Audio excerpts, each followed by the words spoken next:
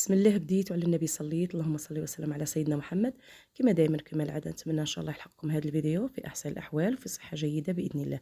روتين اليوم يلا معايا باذن الله. كما راكم تشوفوا يا البنات بديت معاكم بالعجائن. العجينه الاولى عجينه الميني بطبوط ان شاء الله راح نديروها مع بعض، والعجينه الثانيه هي لي كروكيت او القوارب. هنا البنات سمحوا لي برك ملاحظه، المقطع الاول راح لي فنتاسف نسمحوا لي، ولكن راح نملي عليكم على السريع بالنسبه لعجينه البطبوط. هنا راكم تشوفوا اول شيء يعني لافاغس اللي كنا حضرناها اكيد بالدجاج والبصل وربينا عليها الفرماج راكم تشوفيها ديجا معسله وشابه. نحكي لكم على السريع قلت لكم العجينه وراح نخليها لكم في صندوق الوصف ان شاء الله.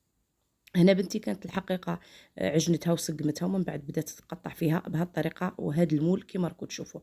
راح نقول لكم كما قلت لكم، عندك 2 كيسان فرينه، ملعقه صغيره ملح، ملعقه صغيره سكر، خميره الحلوى مع ربع كاس زيت تبسيها مليح ومن بعد تلميها بالماء الدافي. هذه بالنسبه لعجينه البطبوط، هذا هو اللي راكم تشوفوا فيه رانا نطيبوا فيه في الطاجين تاعنا بهذه الطريقه.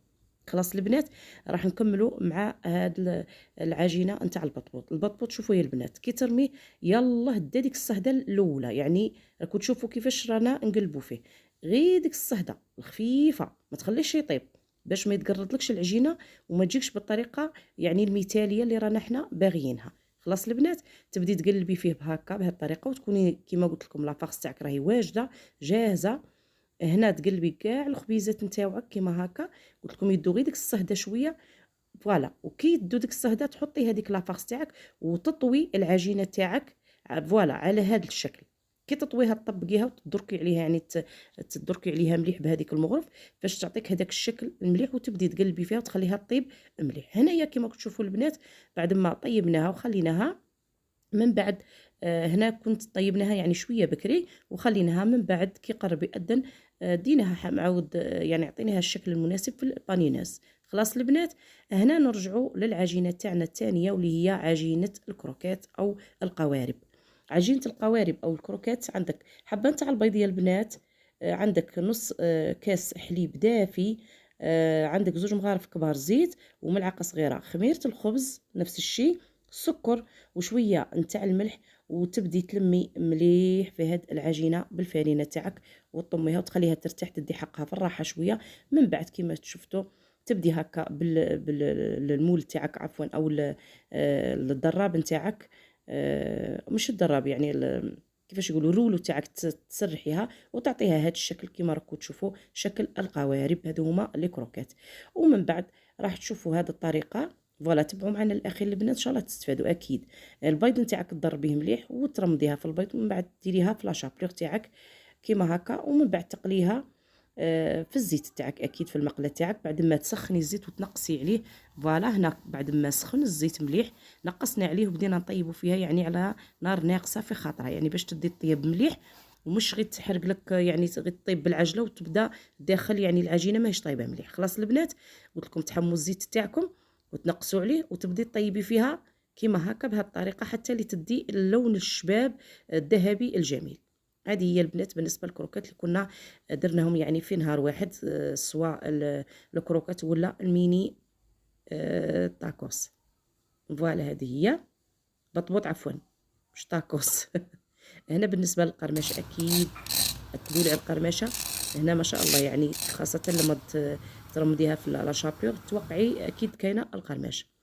هادو هما وجاونا الحق ما شاء الله تبارك الله. ان شاء الله ان شاء الله يا ربي تجربوهم ويعجبوكم، واكيد كلنا رانا نستفادوا من عند بعضنا باذن الله. ونخاطب كما دائما المبتدئات لبنياتي وخيتاتي اللي عمرهم ما جربوا يلا ينوضوا يحداقوا ويجربوهم ويجوا شابين صدقوني يجوا خفاف خفاف خفاف ما شاء الله. لا فارس انت حره يعني الشيء اللي بغيتي ديريه فيها ما كاينش مقيده بالشيء اللي درنا حنا. درنا طون مع شويه بصل مع شويه كنا دربناه ومع المايونيز والى اخره. انتي حره بغيتي تزيدي حاجه واحده اخرى دبري راسك تبقى عندك. خلاص البنات انا بعد ما حطيناهم شبحناهم بهذه الطريقه اللي اكيد يرافقهم شويه نتاع المعدنوس ولا القزبر اللي عندك. هذا نهار كان فطورنا. انا بالنسبه للمطلوع تاعنا اكيد كما راكم تشوفوا دائما حنا المطلوع ما يخطيش الدار دائما العجينه راني شاركتها معاكم. ملاحظه فيه اللي يبغي يحمر الجوانب نتاع الخبزه، انا ما نبغيش الصراحه البنات، نبغي يقعد هكا عادي ويبقى طري، ويعني قادر كاع يبات نهار من الزوج، يعني تحميه عادي وتاكليه بالصحه والراحه. هذه هي البنات. هنا بالمناسبة بنتي كانت خدمت واحد الشاربات وشاركتها معكم، إن شاء الله نتوما تاني تشوفوها وتستفادوا وتجربوها، وعلاش لا. الشاربات عندك زوج حبات تعليم راح ترابي دوك لي زاست تاعهم هما الوالا، يعني القشور نستفادوا منهم أكيد ما نقيسوهمش. من بعد راح نقوهم وندو اللب نتاع الليمون كيما راكم تشوفوا هنايا، كانت نقت الليمونات هذوك زوج حبات الليمون، ودينا اللب نتاعهم حطيناهم في هذيك الطاس او هذاك البول اللي عندنا كيما راكم تشوفوا بنياتي. وتزيدي الكاس نتاع السكر اكيد باش تحلي، راكم عارفين الليمون يعني حامض، وتزيدي عليه هادوك اليايورت اللي كنا درناهم اضافه، وزدنا هاد السيرو اللي كنت شاركته معكم بنياتي، يعطيه تحليه وذوق جميل جميل جدا. هنا بنتي خافت ما كترش بحكم هو حلو، وخافت يعني عرفتني انا ما نقدش للحلاوه بزاف، فدارت غير نسبه قليله. نتوما ما عندكمش اللي مريض في العائله، انت قادره ديري حتى 2 مغارف 3 مغارف، يعني انت اللي بغيتي الحلاوه خلاص انت تبقى عندك. هنا هذاك زدنا هذاك اليايورت تاعنا، وراح نميكسو كل شيء في الروبو تاعنا اكيد. الماء هنا كيما راكم تشوفوا النص نتاع القرعه، او النص عفوا نص لتر، يعني نص لتر تاع الماء. خلاص فوالا تحركي كيما هكا وخلينا يعني من هذاك النص، يعني خلينا قل عينك هي ميزانك الصراحه. هنا البنات ما بغاتش بنتي تكثر الماء، فالحموضه جا حامض وجا حلو، يعني جا شباب، جا متعادل في الحلاوه والحموضه. هذه هي. ضربي هنايا في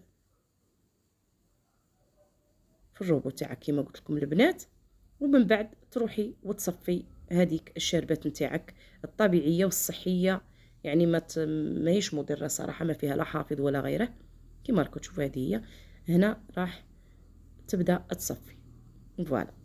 هذه هي البنات، تصفي هذوك القشور كلشي تقلعيه وصيبون الشاربه تاعك وجدت. الصراحه برك هي تبغي البرود، يعني برديها وشربيها بارده ما شاء الله، جات ما شاء الله روعه يا البنات. راكم عارفين الليمون منعش يعني ويصحصحك، تكوني نعسانه وعيانه يعطيك صحصيحه في الراس. انا هذه هي البنات، كان المغرب خلاص كان قريب، فدينا هذوك الميني بطبوط تاعنا وبدينا في البانينوز هكا نعطوهم هذاك الشكل جميل، ونزيدو نسخنوهم او نزيدو حتى نعطوهم شويه طياب كيما نقولوا. فوالا هذه هي.